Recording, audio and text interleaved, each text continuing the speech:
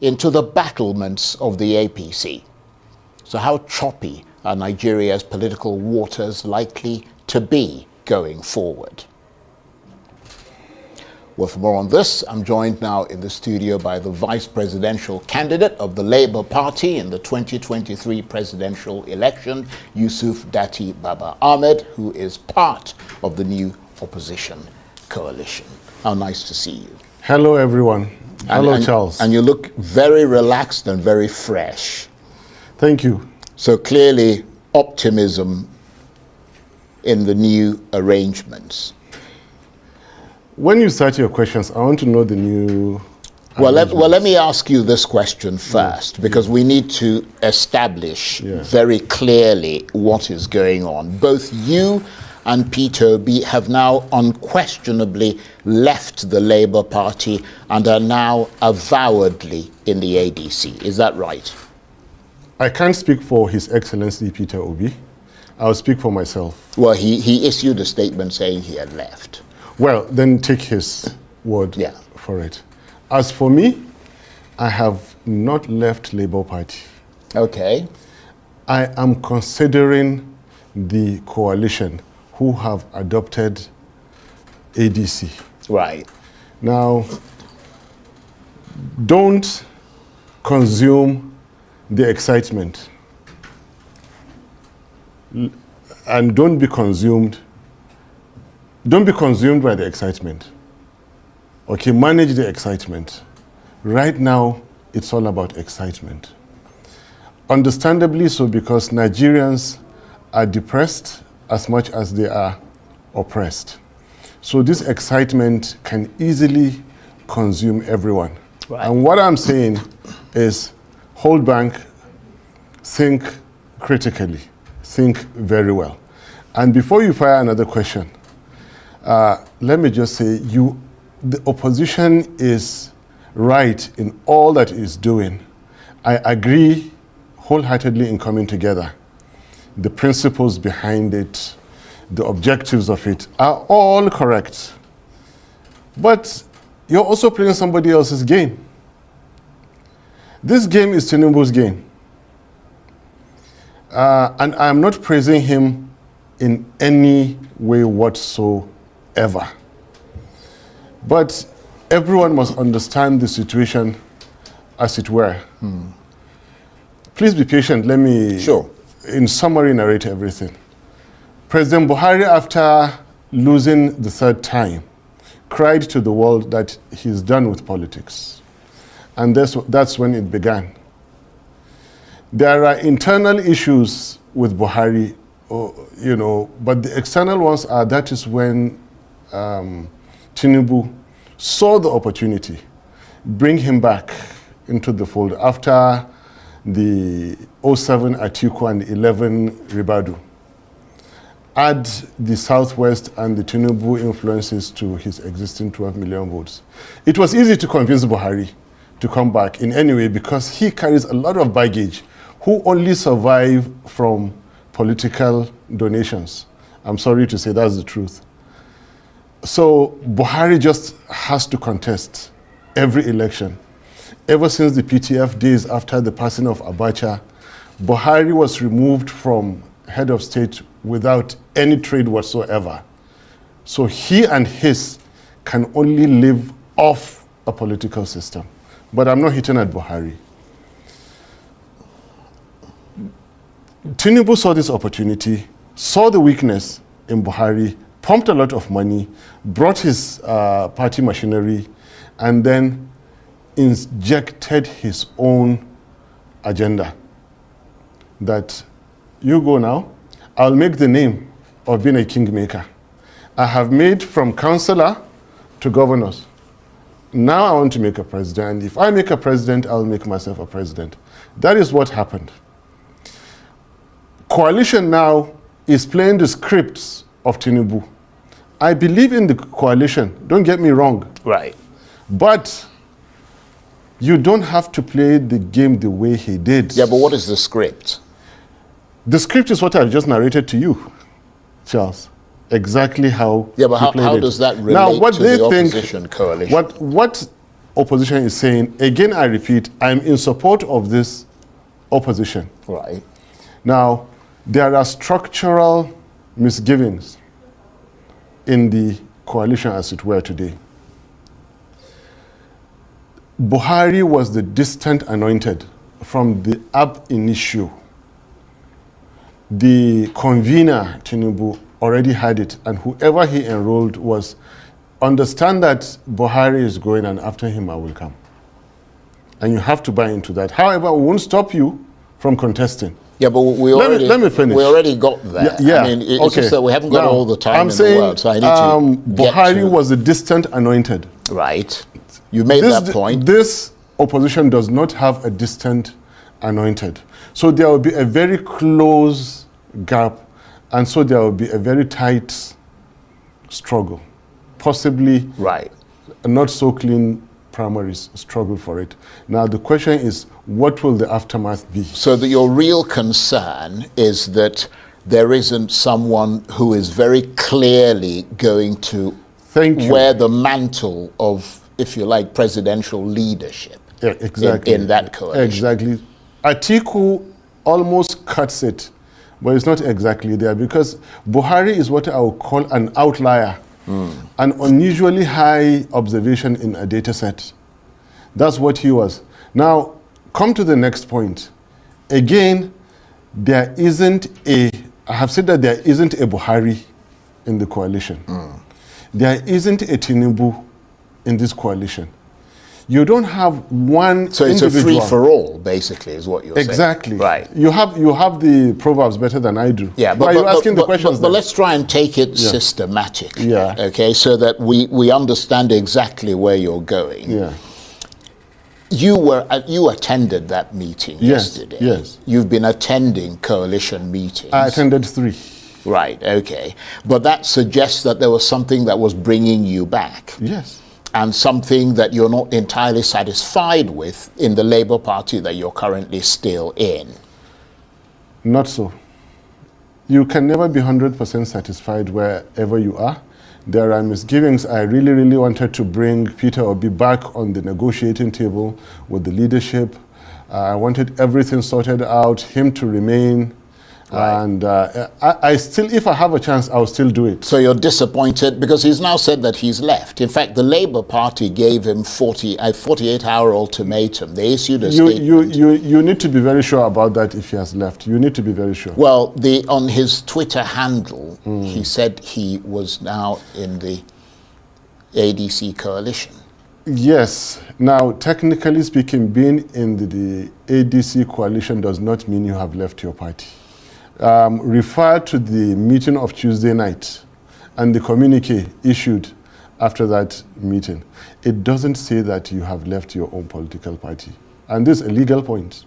No, I'm not even talking about the ADC, what they've said. I'm talking about what is happening in the Labour Party, who essentially, I mean, the leadership, although there is a divided leadership, but the leadership gave him an ultimatum of 48 hours to resign, and subsequently he issued a statement saying he had actually left. But let's not get bogged down. Let's get to the more. I mean, what I need to understand, because there are a lot of people who listen to you and want to know what your perspective is on this. And you said you had attended at least 3 meetings, and you were there for that ADC sort of Charles, moment. Labour Party deserves better than being walked away from. Yeah, but the Labour Party seemed to be walking away from you, not you walking away from them. No. Labour Party deserves better than being walked away from. Despite all misgivings, we know the hands that are playing each and every party. This is a party that scored, by our own count, over 10 million votes. This is a party that defeated APC and PTP together, irrespective of what the law courts said. Yeah, but nobody was really taking the Labour Party seriously until you and Peter Obi turned up. Yes, and equally... So people are voting for Peter Obi, and they said that they would follow him. The obedient movement have said they'll follow him wherever he goes. So it doesn't really matter what it is. all individuals in their own rights do have their followers in certain given measures. But in any way, you caught me right in my explanation. Maybe you can bring me back where I was. Well, I mean, the point I'm trying to make and to understand is the fact that you're essentially saying that there is now a division between yourself and Peter Obi. No. Political division. You guys are too good. Charles. Well, I'm just trying to understand don't, if I'm wrong, let me know. Don't give the wrong information out there. Right. I am very, very much in sync with Peter Obi. Because there are people who are looking forward. Yes. In fact, some people have already started saying on social media that the only ticket that is going to work with this new, I'm just trying to find where I actually made that note. They said the only chance this ADC coalition has of properly challenging and possibly removing President Tinubu from office in 2027 is one, if they zone the presidency to a southerner, and two, if Peter Obi and Yusuf Datti Baba-Ahmed become the joint ADC ticket for 2027. That's what people have already started saying. So they're going to be monstrously disappointed. No. You have this power, Charles, of trying to... Well, it's not a power. I don't have any power. I can admit today you're somehow dominating this conversation. No, please, and that's not the intention. It's like I'm interviewing you. It's like I'm the one interviewing you. No, we want to hear from you. Please, go ahead. Right. There's a great deal of excitement, which I think we should not be swept away by in this coalition. You have key players. Peter Obi, I'll call him first, Amechi, Atiku, and maybe Nasiru El-Rufai.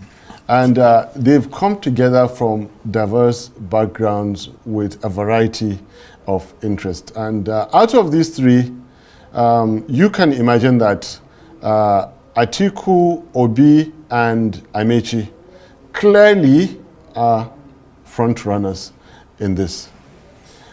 It makes me think, how will the contest be? That's a good point. Because they are very close in the race, very, very close in the race. What will the aftermath of this contest be? That's why I made the analogy, the example with the Buhari case, who was a distant outlier in the, very distant from the pack. All these three are very close together. Now, will two others still remain in the coalition if one takes it? Now, you're right. Let's come back to this unwritten understanding in Nigerian presidential politics. North 8, South 8, the rotation. I'm speaking from experience because I was directly involved. And it was part of my campaign speeches in 2022-23.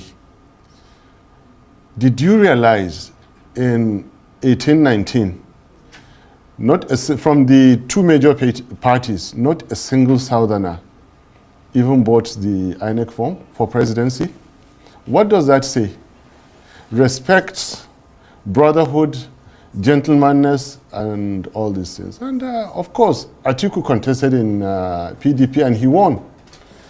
It was not a question. Buhari was the candidate of APC and, you know, Buhari took the day eventually. Come 2022-23, Atiku was still on the ticket.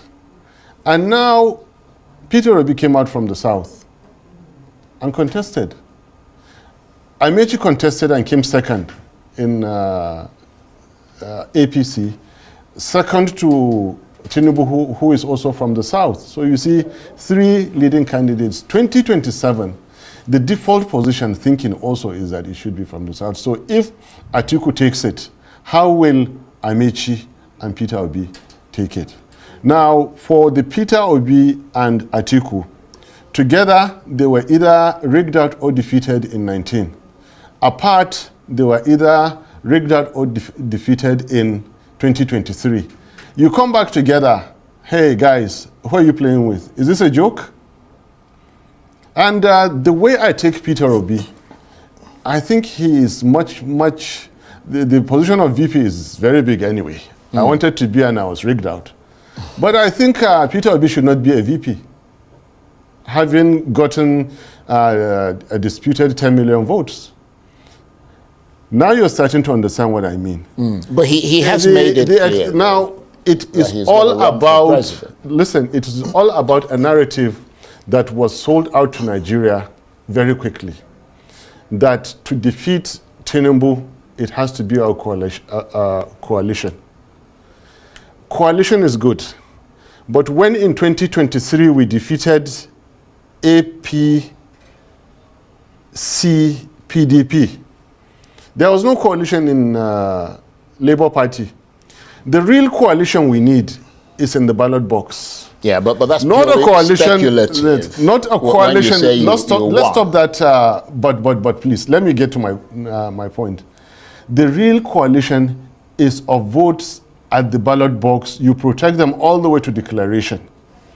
You present a coalition of politicians. You open the flanks for being attacked that they are geriatrics, and everything that you said about this. And you open the flanks for APC to be talking their jargon, when APC has worse than what they are saying about ADC. So in reality, what you need are the votes for a credible candidate, for a credible ticket. Yeah, I think there is no law concedes that. There is no law, there is no principle which says that it must be a coalition. Now that is the narrative that I kept saying. If you are challenging this narrative, you need to be careful. And if you're invited to a coalition, like I was, no level of firmness should tell you that don't go into that. Go and at least listen. See what they're doing. If you agree, continue. If you don't, do what your alternatives are.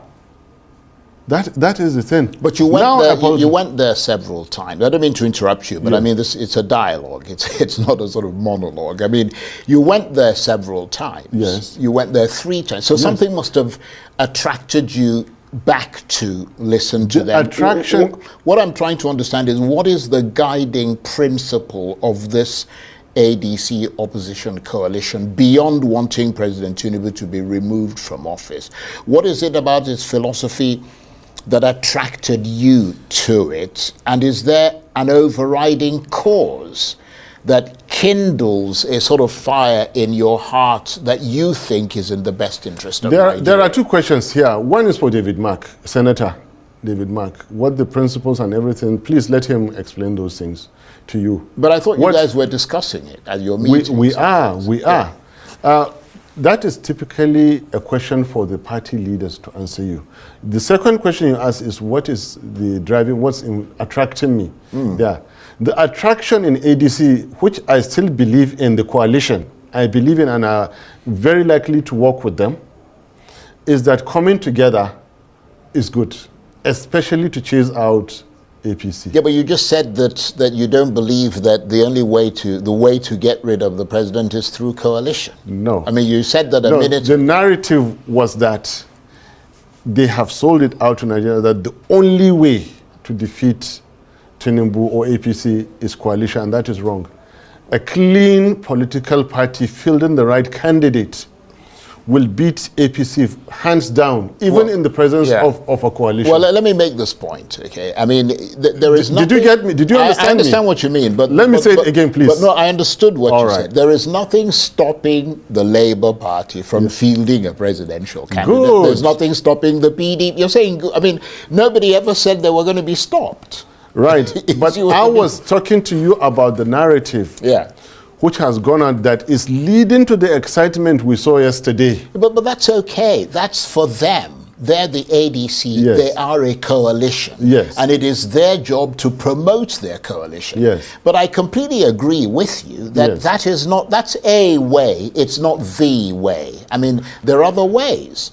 So I don't want to get bogged down in sort of that. Yes, this conversation is going, it's becoming like a chitter-chatter. But do you know that, for example, if Wike were to finish destroying the PDP and leave, right, PDP could go and join this coalition. Do you know that's possible? Well, it depends on if the coalition want the PDP to join them. Of course they will welcome. Of course they will. And later, if Labour Party decides they're inspired to join the coalition, right, they are very well welcome to join. That is why it's called a coalition. And when they join the coalition, then they will say our platform is ADC. Right. Okay. Well. I hope this is very clear. I understand that, but let me. I hope this is very clear, and it even sounds better that you go about in your PDP, keep calm. This elephant in the China ware shop, let him finish destroying, go and move into APC, and then come and say, look, here we are for the coalition. That's PDP, go and take themselves. And Labour Party, for any reason, we don't want to take the risks of letting Tinubu win again. And we think it is safer to join this coalition. They are welcome. Yeah.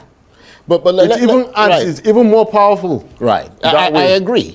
But being in Labour Party or PDP now is really not anti-coalition. But let me work on the premise of the point that you made earlier, which is that you are willing to work with the coalition. Correct. And that you are likely going to work with the coalition. Correct. Did you feel a bit strange being in the same room and professing to be in the same coalition with so many politicians who you were ranged against in 2023 and who you and Mr. Obi felt were a corrosive influence on this country?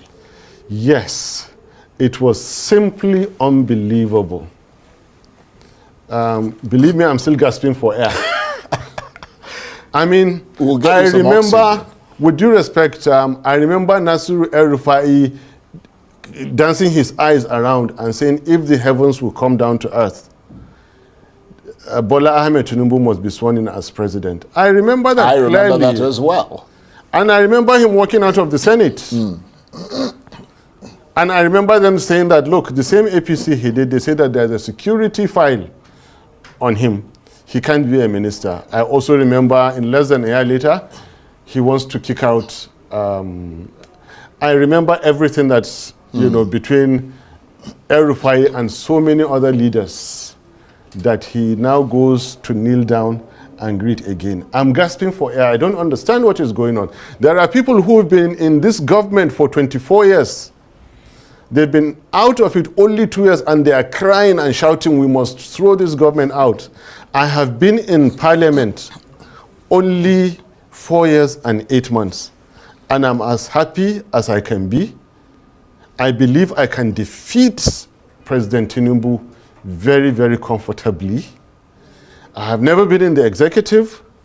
And so many things, I have never issued any government contract, unless if they want to lie at me. There's nothing. I take people to EFCC.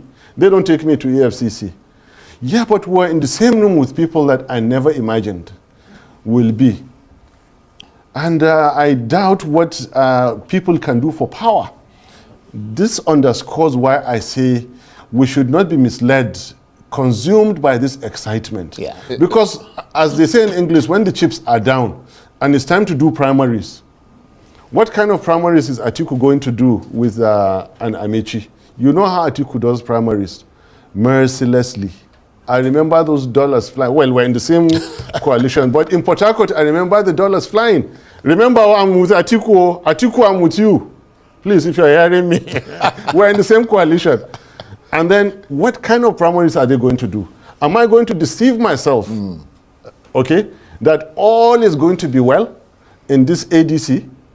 The beginning of good governance if you run good primaries.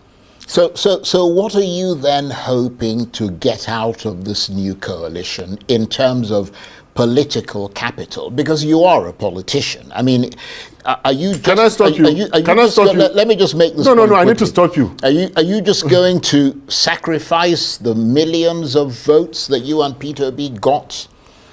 I mean, to politicians who may not share your philosophy or that of the obedient movement?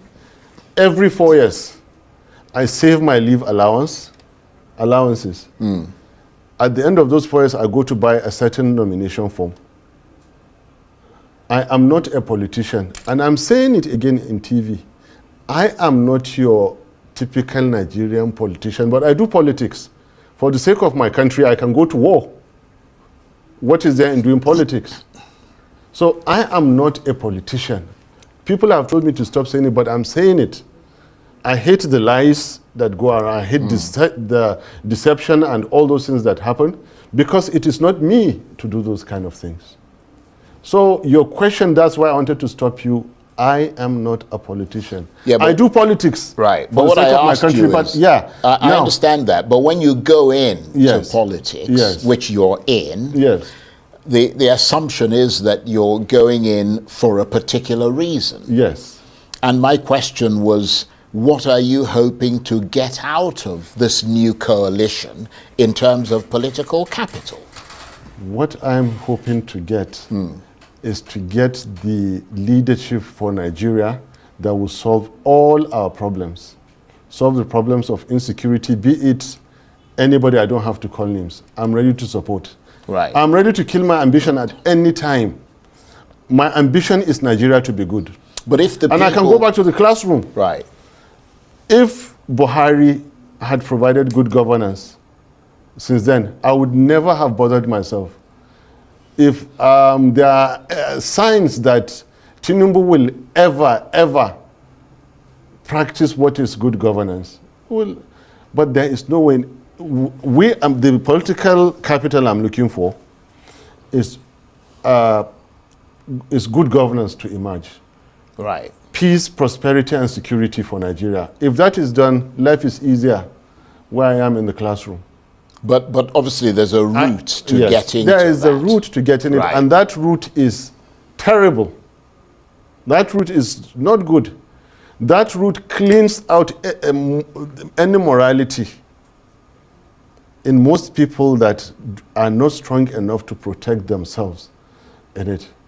You come out, go through terrible party process, terrible primaries, horrendously expensive general elections. Okay? At the end of it all, instead of you being able to transform the system has transformed you. Don't say that I'm attacking one individual, please. What happened to Buhari? That they became so corrupt? It's because they allowed the political system to consume them. And then they became the typical corrupt leaders. Insecurity was promoted, profligacy, complacency in everything that you know. And again, what we're suffering today in Nigeria is you have the practitioners of insecurity, and then those are out there in the underworld. Then you have the actual, real terrorists and bandits out speaking in public. Whoever comes out to say after the Benue killings that this government has fought insecurity is a terrorist. Right. Whoever is saying that the government has fought insecurity in the Northwest is a bandit.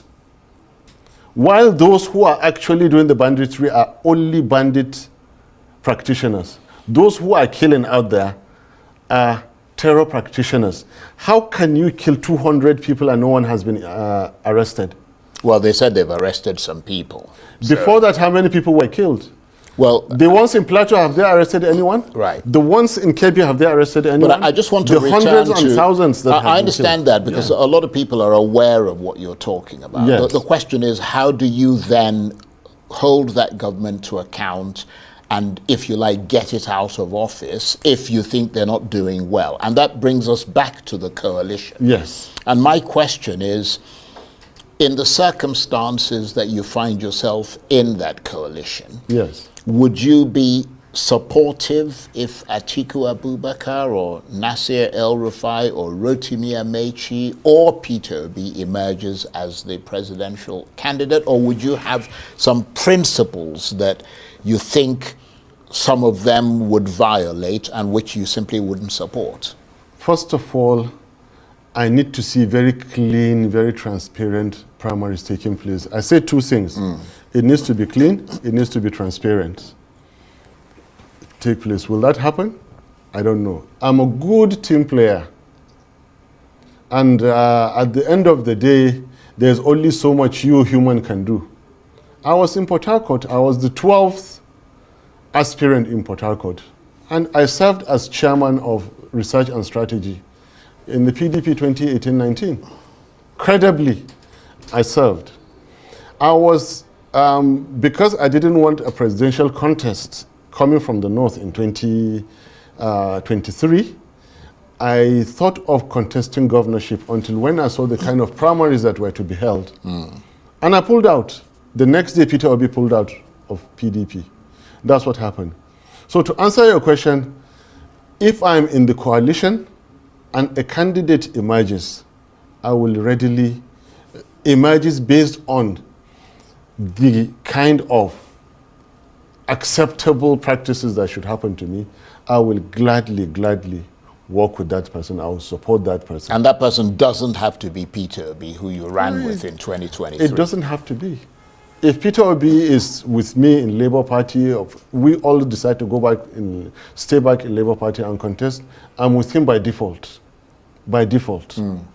If he contests in coalition and he wins it, I'll give him the support. It's left for him. I told him way back in I gave him 3 names.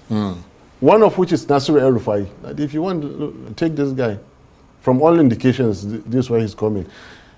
2 years ago, I had predicted El-Rufai was headed this way. And there are many correct calculations that I did that have come true. Which no, I don't when have you say El-Rufai, you mean that Peter Obi is considering No. running I'm saying he will come into into some form of a coalition, right, and try to play the kind of role that he's playing today. Right. Yeah. Okay. Well, let me. I mean, we're almost out of time, and we've gone beyond. Yeah, I don't know how this conversation went. We've gone beyond. I mean, we're almost at 40 minutes. Just very briefly, are you concerned that there are no serving governors from the PDP or Labour who have joined this coalition? I mean, Bala Mohammed or Sheyi Makinde or Peter Mba or Alex Oti, the governors of APGA or NNPP, none of them are in it. I mean, does that weaken that coalition? It doesn't. What happened in 2022? First of all, what happened in 2020? Just very briefly. Yeah, very briefly. There's another question I want to ask you all right. before we have to These things do happen spontaneously. 1998, after Abacha's passing away, the formation of PDP and all those. 2022, May, when Peter Obi left and joined and Labour Party, and it happened, and all the things that happened. About the same is likely to happen again. And so you and I are speaking a bit too early. Right. And that is why maybe our conversation today has not been as smooth as, and because you interrupt a lot. You said I interrupt. Well, you wanted a monologue, did you? I wanted an analog. You wanted a monologue, not a dialogue. But let me ask you this before we go. Yeah.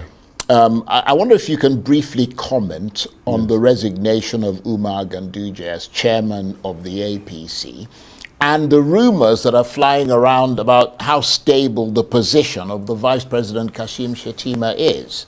Wow, good questions. And I'll be quick. Yeah. As it says, now you see, now you don't. Now it's him, now it's not. Yesterday in the morning it was Ganduje, in the afternoon it wasn't him. Who knows? Tomorrow morning it could be Tinubu, in the afternoon it could be not. It could be me, it could be not. It could be you, it could be not. You see, maximum rulers, dictators, terror leaders, they are invincible to the last second. We have seen in history from 1997, the Suhartos, the Gaddafis, Bouteflikas, Ben Ali, Mubarak, al-Bashir, Gaddafi, Saddam Hussein, the most recent one. So it could be, you see a flourishing, powerful president. I see a rigged leader. You see a burgeoning administration. I see a violated constitution. So in the morning, Ganduje was flouting his chairmanship. In the afternoon, he's gone. He's human. He's blown away. Even a president is not too much for this to happen to. So that's about him. About Shetima, I don't blame Tinubu. Because whoever knows what Shetima did and does will not even allow him last this long. What does he do? The airwaves cannot carry it. I'm telling you, the airwaves cannot carry it. And I know I'm speaking on TV. So Tinubu has tried keeping him this long. So even the consideration that he be dropped, I think Tinubu has tried for keeping him this long. But, yeah, but you know that's a very pregnant statement you've just made. It is pregnant. I wish I could say, but look. So what's the point of bringing it up if you're not going to say it? It's not fair on him. What people do for power is unbelievable. I am more than gasping for air to understand how certain things can give you power. It is not of this world. And it did happen. They do it. Somebody one day must come out and say, this is what politicians do for power. Yeah, but you're saying things and insinuating things and suggesting things without any clarity, and that's not fair. It is not fair because even saying it itself is even more unfair. It's even more drastic. So why are you saying it? Because it has to be said. Right. Do you understand? Some of the things, the more you see them, the less you understand. Why was it declared at 4 a.m.? Now let me answer your question. You mean the election? The election. The election result. On the 28th, Mahmoud Yakubu said he was adjourning till the next day. Next day, technically and legally speaking, is 9 a.m. And by 4 a.m., he sneaked and declared Tinubu a winner. What transpired in between? Well, who came, listen, you want me to say it? Yeah. Who came from one house in Asokoro to another house to say that it has to be now? Well, I don't know. You answer that question. Yeah, and what I'm telling you is that the airwaves cannot, it is so bad the airwaves cannot carry it. So are you implying that something happened that morning before 4 a.m. Right. That they said before these things finish at the Nigerian border. And it was who did that? Because we're trying to understand the link between what you're saying and the thing you were saying about the vice president. Listen, Tinubu has tried. Believe me, he has tried. For keeping this man this long and for even giving him the privilege of being replaced, I think it's good enough. But your brother served in his office. Do I care? And what happened when he served? He left. He eventually left, but I mean, he thought he was good enough to go in the first place. And then he discovered, and then he discovered he wasn't good enough, and he walked away. Look, Charles, in this world, there are things that you rather not talk about because it's just too bad. This TV station is not a court of law. I know what insinuations are. I know what allegations are. I'm not crazy. I'm not insane, and I know what I'm saying, that what people do for power is unspeakable. And these things have to stop. Right. These things, why are we getting everything wrong in Nigeria? Why can't our leaders perform? Because of what people do for power. To get power, everything, and the difference between us losers and some winners is because there are certain things we cannot do. There are certain lines we cannot cross. But others who say whatever there is to do, do it. Yeah, I think a lot of people would agree with you that there is something very shady and dodgy about Nigerian politics, and that if you want to be victorious, you do a lot of strange things. However, that is not an indictment on the vice president of this country, and it's not fair on him for things to be suggested or insinuated about him without clarity. It's better not that clarity, believe me. Better not that clarity. Okay, well, let's leave it there, shall we? Please do. On that note, I want to say thank you very much. My pleasure. It's always good to talk with you. You're very forthright and you're very, very honest with your feelings, and I think people appreciate that. Thank you, sir. Yusuf Datti Baba-Ahmed is the vice presidential candidate of the Labour Party in the 2023 presidential election. He's part of the new opposition coalition, although he has not declared his membership of the new ADC party.